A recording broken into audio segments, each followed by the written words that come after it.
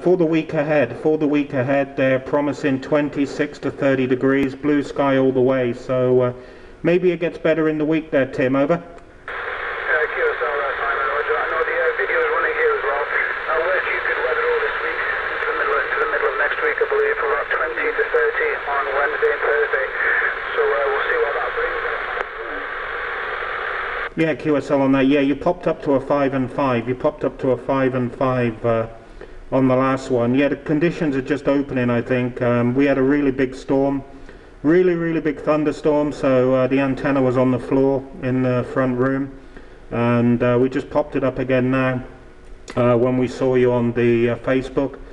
Yeah, that's it really. Himalaya, the mic gain on the President is back because was talking a little bit too close to a Sadelta. The Sadelta was on about signal 6 on power. The Lincoln was on 30 on the mic gain, and it was too much for it. So mic gain is set at now 22, and the Sadelta is at number 4. And we're running about 100 watts from a Kilo Lima 100.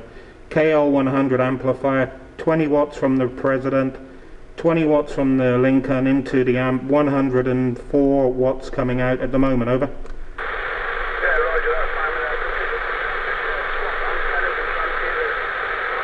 On this transceiver, you've got a 5x7, speakers 5x8 at the time, and on my other main transceiver, you're a 5x9, that's with the vertical IMAX, but no, the same audio, fantastic.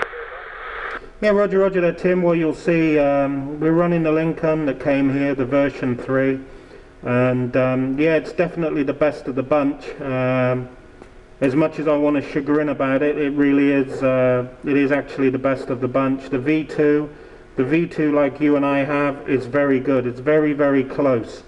Between the two is very close. But I think with the V3, there's a few more differences around the receive. Because, you know, the S meter used to stick on about 2 or 3 on my V2, sorry. And on the V3 it drops down to a 0. So at the beginning of the contact, when you were 1 and 2 and 3, it would have been in the noise. It would have been in the noise on the version 2, but on the version 3, there was no noise, so it was easy to understand. Over. Yeah, Roger, understood. They've done I'm not picking them up as well. I've got 3 or 4 or 5 Presidents here. I was disappointed with the V1, sent it away to France, as you well know. It's a completely different transceiver, and it's one of my main ones I use now. I've packed the other ones away, and now use the 2, Grant 2, and the Lincoln 2. Very interested to see the Grant 2 and the Lincoln 2 now on receiving the EU set. There's pretty much the Grant 2 and the Lincoln 2 I find over. Yeah, Roger on that, Tim. Yeah, well, at the moment this side we got the version 3, the version 2 and the version 1.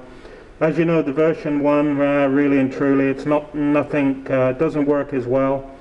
I won't say it's a doorstop because it isn't, but it works. I had some good contacts on my version 1, so I'm not complaining. Version 2 also, same as yourself, it was modified, checked out, and works really well. And the version 3, I'll tell you again, it's really difficult. Somebody has to touch it, smell it, lick it, and play around with it, you know. But when you try it, you will see that there is a difference. It's hard to put into words, but you can hear it. How the buttons are tightened is different. The channel change is different. The receive is different. It doesn't get as hot. It doesn't get as hot as the version 2. Yeah, it's like the next stage onwards again, you know? Yeah, Roger.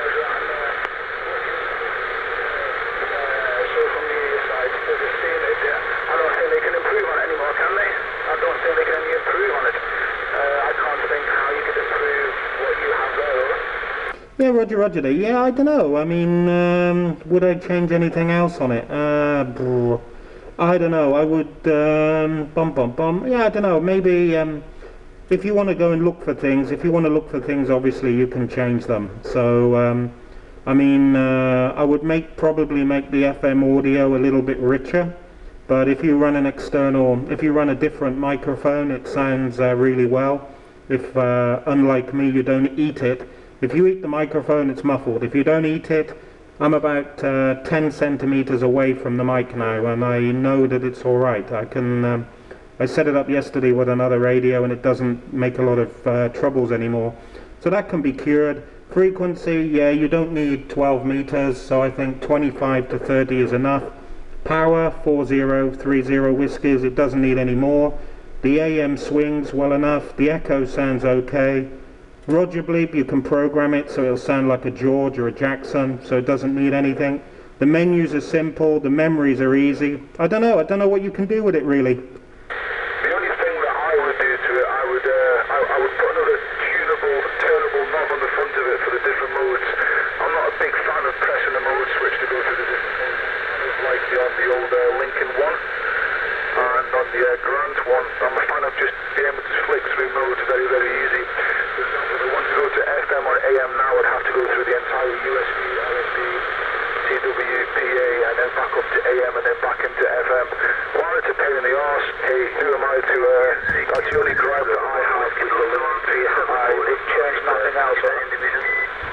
Yeah, QSL on that, Tim. Yeah, I agree with that. You know, there was a photograph of a prototype where the RF power was a mode switch.